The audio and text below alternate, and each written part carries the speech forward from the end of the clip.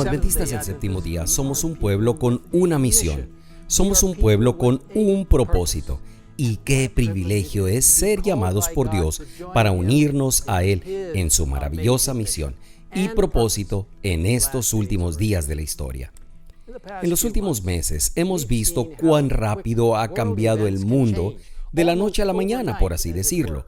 Economías mundiales han sido muy afectadas, actividades comunitarias, empresariales prácticamente cerradas y lamentablemente también hemos visto pérdidas humanas. Esto ha traído muchos desafíos a nuestra iglesia mundial, nuestras instituciones, actividades misioneras, a nuestras iglesias locales y a los miembros de la iglesia. Hemos tenido que tomar lamentablemente algunas decisiones difíciles con respecto a la financiación y el personal. Pero la buena noticia es que servimos a un Salvador resucitado y Él está en el mundo hoy. A pesar de la incertidumbre, el miedo que nos rodea, Dios todavía dirige a su iglesia. Y sabemos que podemos mirar hacia adelante con confianza y certeza hacia el futuro. Las palabras del profeta Joel fueron escritas hace muchos siglos y en circunstancias muy diferentes, pero de alguna manera eran circunstancias muy similares. En la primera parte de su profecía, Joel describe una imagen impactante de la tierra en luto por el ataque de langostas y plagas, animales muriendo, ríos secándose, granjeros desesperados. Él dice: se extinguió el gozo. Esto lo dice en Joel 1:12. Es una imagen conmovedora, terrible, de sufrimiento. Pero luego, en el capítulo 2, versículo 21, leemos estas palabras de esperanza. Tierra, no temas, alégrate y gózate, porque Jehová hará grandes cosas. Hoy, en 2020, también podemos desechar el miedo y alegrarnos porque sabemos que el Señor volverá a hacer grandes cosas, mientras vemos que se cumple la profecía y se acerca la segunda venida de Cristo. Queda la sensación en este texto de que Dios no solo hará grandes cosas en el futuro, sino que las está haciendo ahora mismo.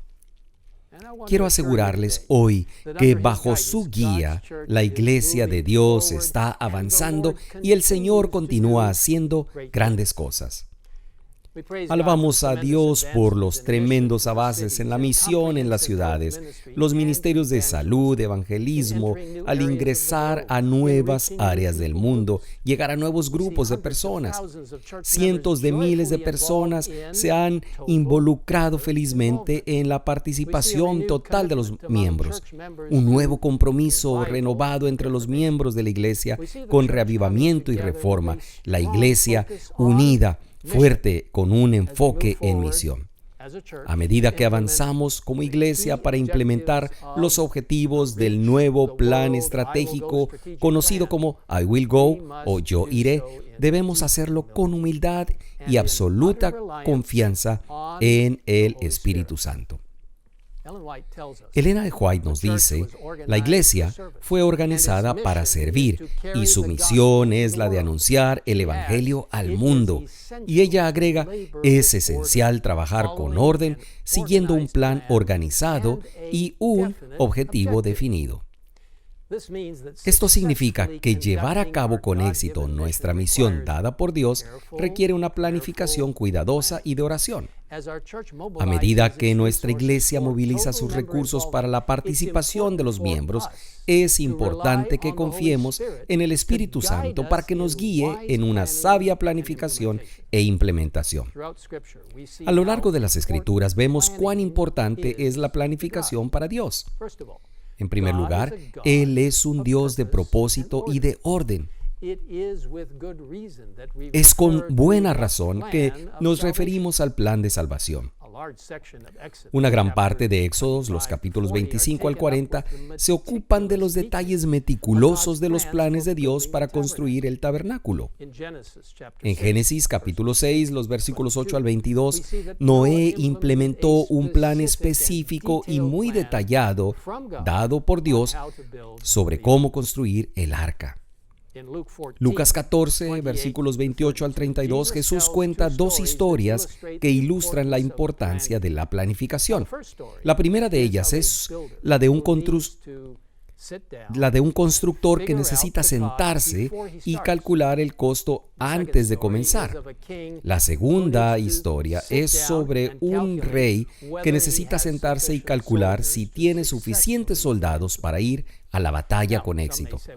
Algunos pueden decir, Pastor Wilson, al parecer, al establecer planes para el futuro, pareciera que no tenemos fe en la pronta venida de Jesús. No hay tiempo para estas investigaciones, objetivos, el rendimiento, todo eso es una distracción para nuestra misión. Vayamos y trabajemos y listo.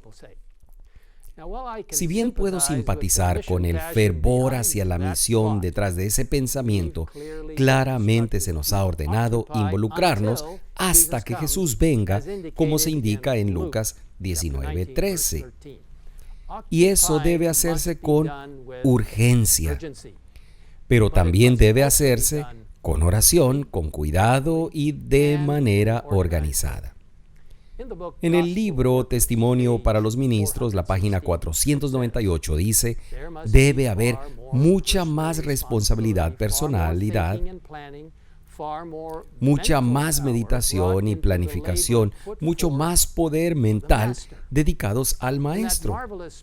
En esa maravillosa compilación del espíritu de profecía de los eventos de los últimos días, dice en la página 77, Cristo declaró que cuando Él venga, algunos miembros de su pueblo que lo espera estarán ocupados en transacciones comerciales. Algunos estarán sembrando, otros recogiendo la cosecha, otros moliendo en el molino. No es la voluntad de Dios que sus escogidos abandonen los deberes y responsabilidades de la vida y se entreguen a una contemplación ociosa, viviendo un sueño religioso. Y si hay algo que nos impedirá vivir en un sueño religioso irreal, son los datos duros exigidos por la planificación estratégica. Datos que nos ayudan a comprender dónde estamos actualmente como iglesia y dónde deberíamos estar. La cercanía de la venida de Cristo debería hacer que sea aún más imperativo movilizar nuestros recursos de la manera más eficiente y productiva posible.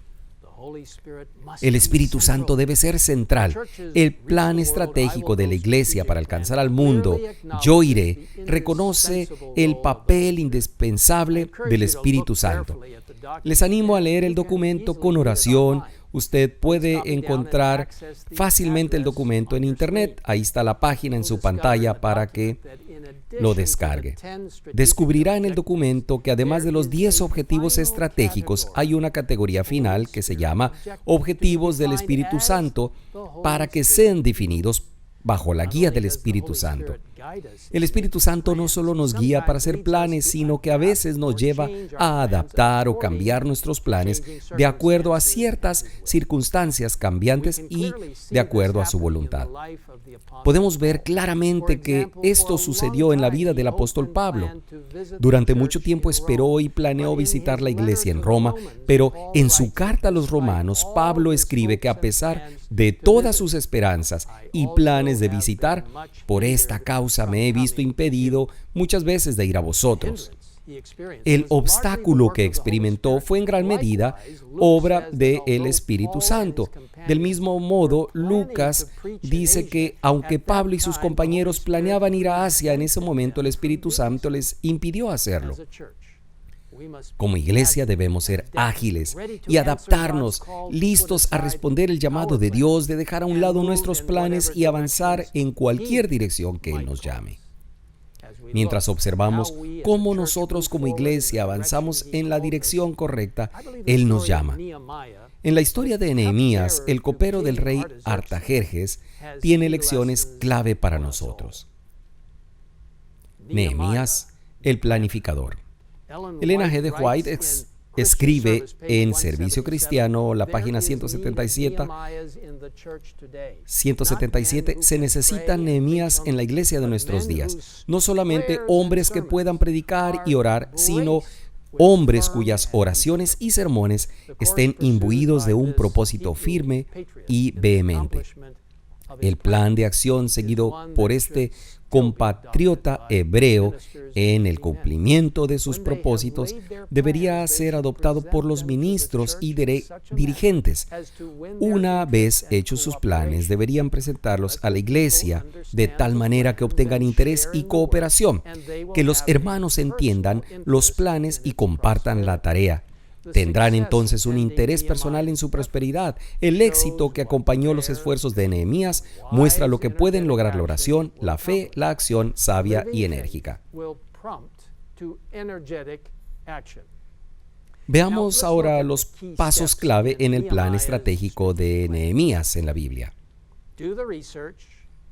Investigue y recopile los datos.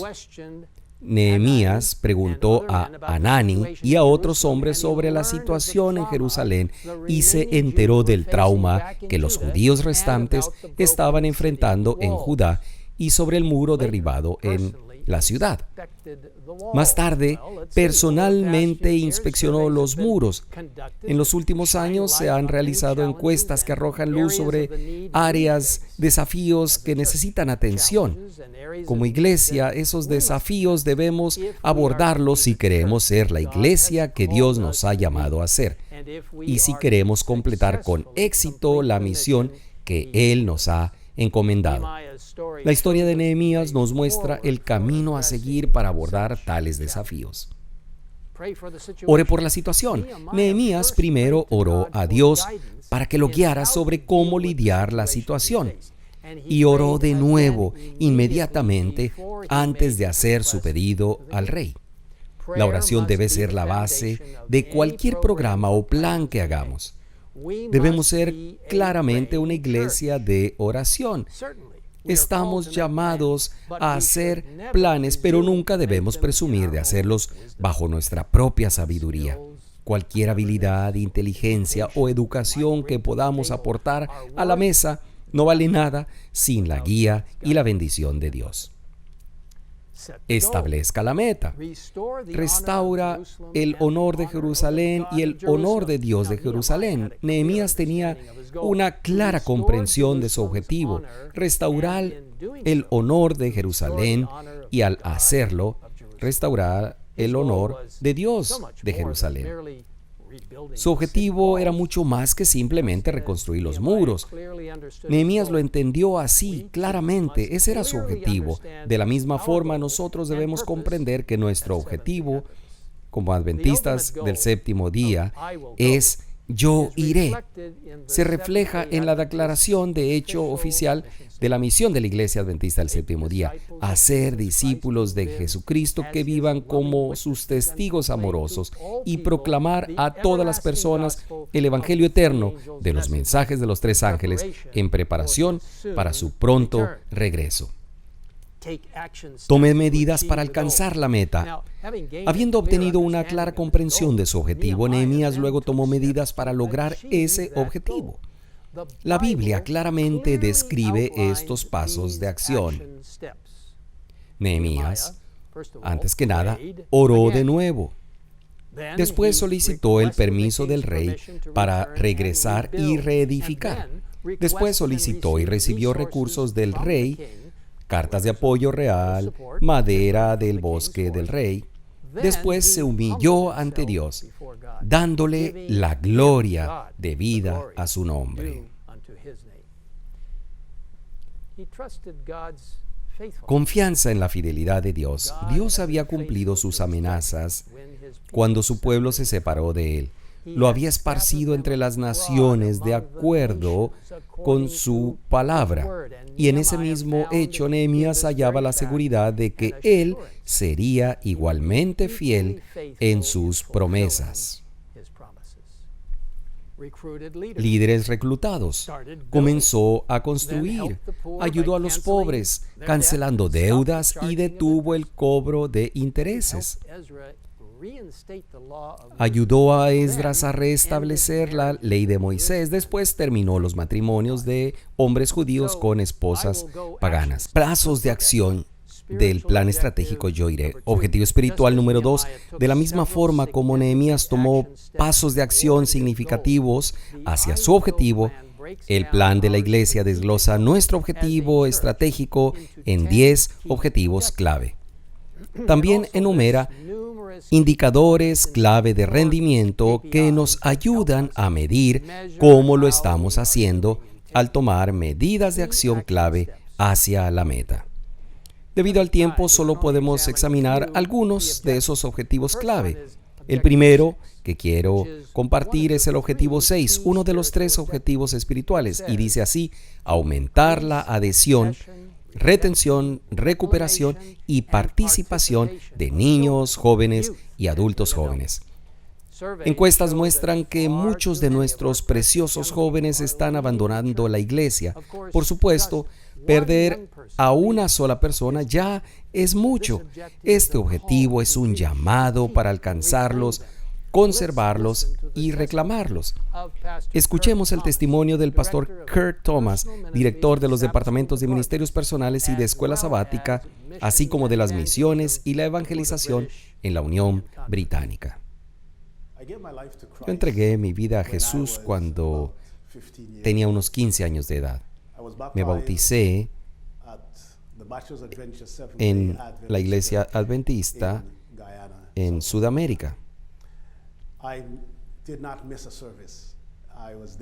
No quería perderme ningún servicio. Ahí estaba todos los sábados. Después de un tiempo, me sentí desanimado.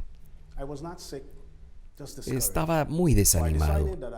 Así que decidí que ya no iría a la iglesia. Me quedé en casa a dormir.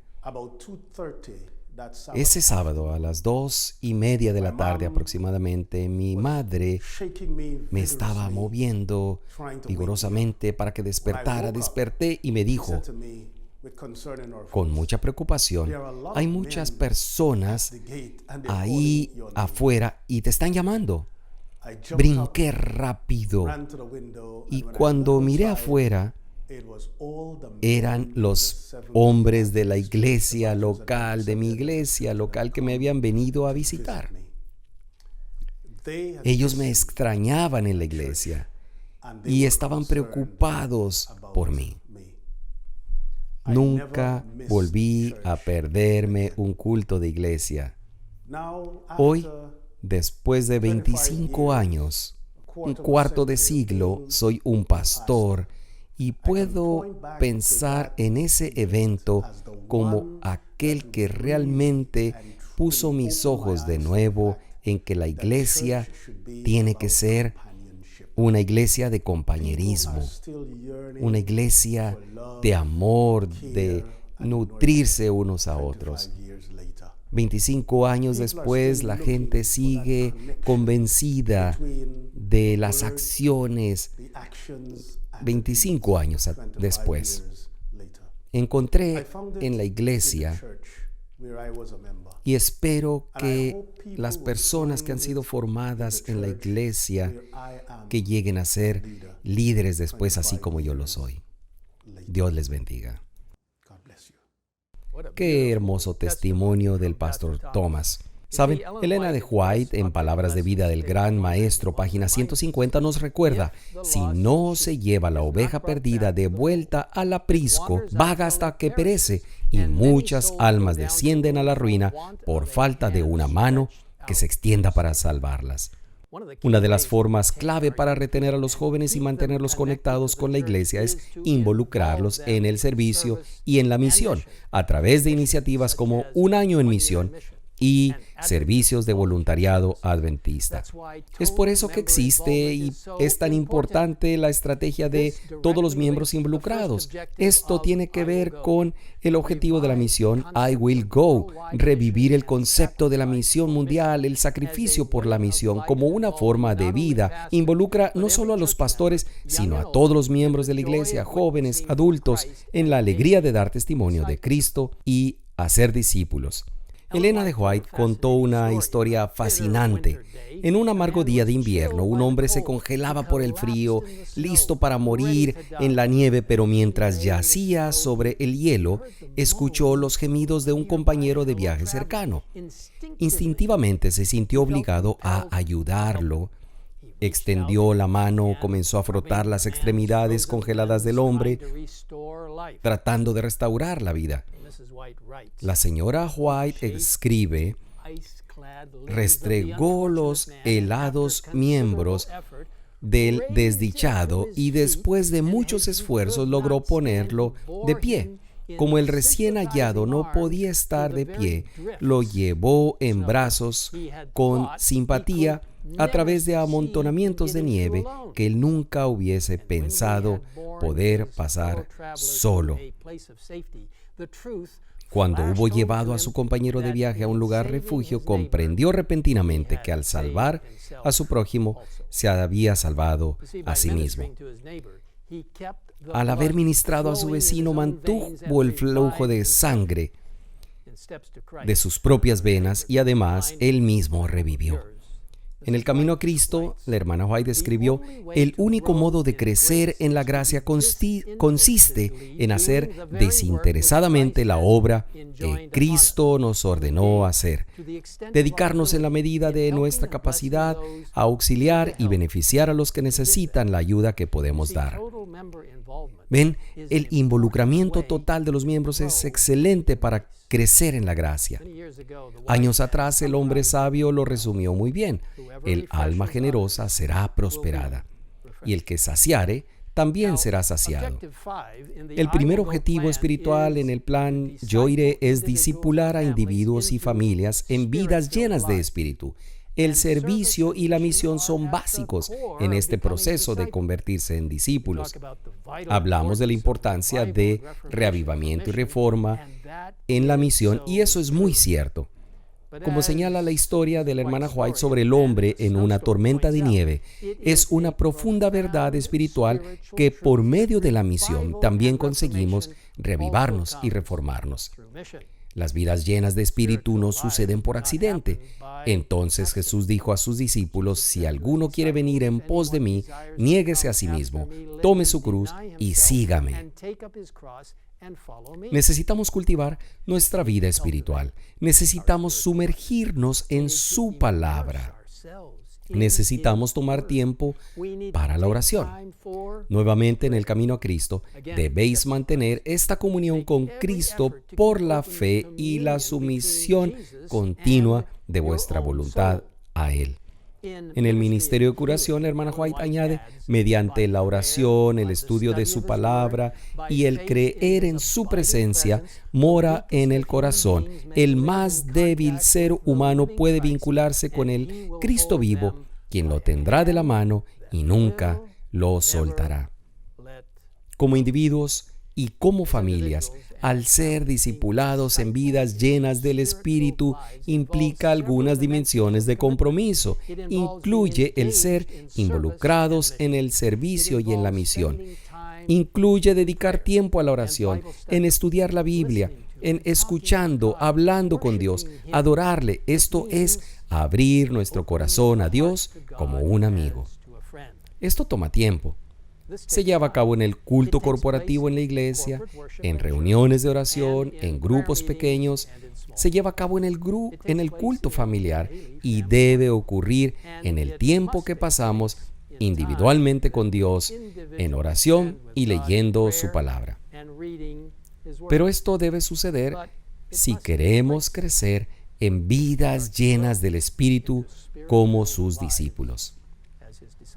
Uno de nuestros más altos privilegios y responsabilidades es nutrir espiritualmente a nuestras familias, desarrollando hábitos de adoración diaria, participando en el servicio a los demás, cultivando hogares cristianos.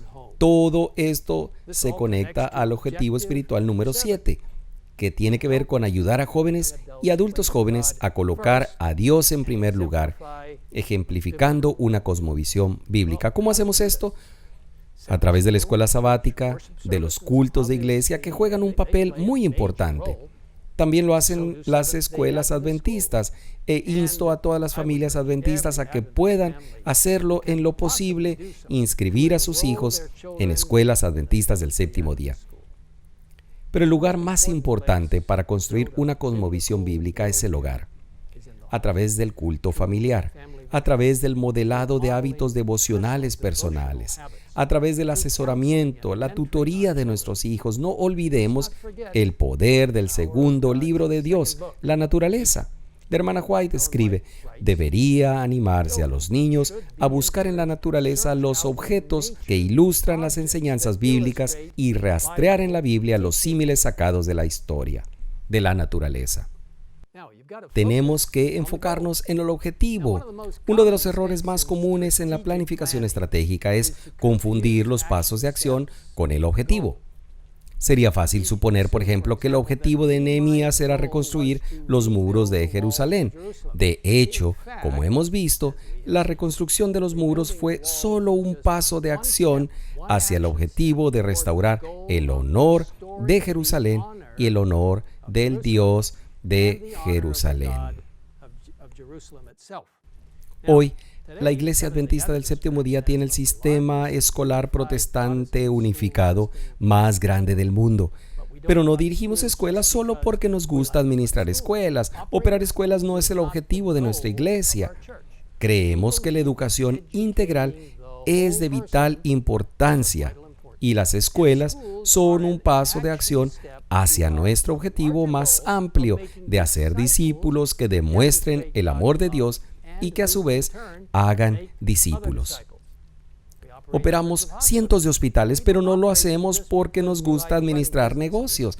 Dirigimos hospitales porque amamos a las personas y estamos comprometidos con el método del ministerio de Cristo. Operamos hospitales como un paso de acción integral y hacia nuestro objetivo de hacer discípulos que demuestren el amor de Dios y que a su vez hagan otros discípulos. Otro hermoso objetivo es construir sobre la roca. Nuestro plan estratégico para alcanzar el mundo, I will go, yo iré, solo será tan sólido como su fundamento. Si la base son nuestras ideas y planes, lo que soñamos en los comités se desmoronará. En Mateo 7, 24 y 27, Jesús nos contó sobre un constructor sabio y otro imprudente. El necio construyó su casa sobre la arena. Vinieron lluvias, inundaciones, viento, ¿y qué pasó con la casa? Se cayó y fue grande su ruina. Pero el hombre sabio construyó su casa en la roca.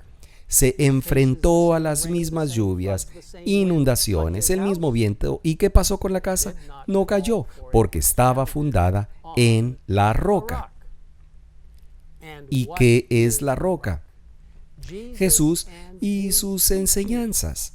Todos nuestros recursos, todos nuestros programas, proyectos, todas nuestras iniciativas, nuestros planes, todos deben tener un fundamento firme, anclado en Jesús, la roca. Como escribe Elena de White, la iglesia está construida sobre Cristo como su fundamento. La iniciativa Alcanzar al Mundo, Yo Iré, reconoce que con el fundamento de Jesús como la roca y con la guía del Espíritu Santo estaremos totalmente capacitados para ir. ¿Y qué nos motiva? Nuevamente, Elena de White enfatiza: el amor debe ser el principio de la acción. El amor es el principio subyacente del gobierno de Dios en el cielo y en la tierra. Jesús dice: en esto conocerán todos que sois mis discípulos, si tuviereis amor los unos con los otros. Y como dice Pablo en 2 Corintios 5:14, el amor de Dios nos constriñe. Muchos crecieron escuchando historias de Fernando y Ana Stahl, misioneros pioneros adventistas en Sudamérica.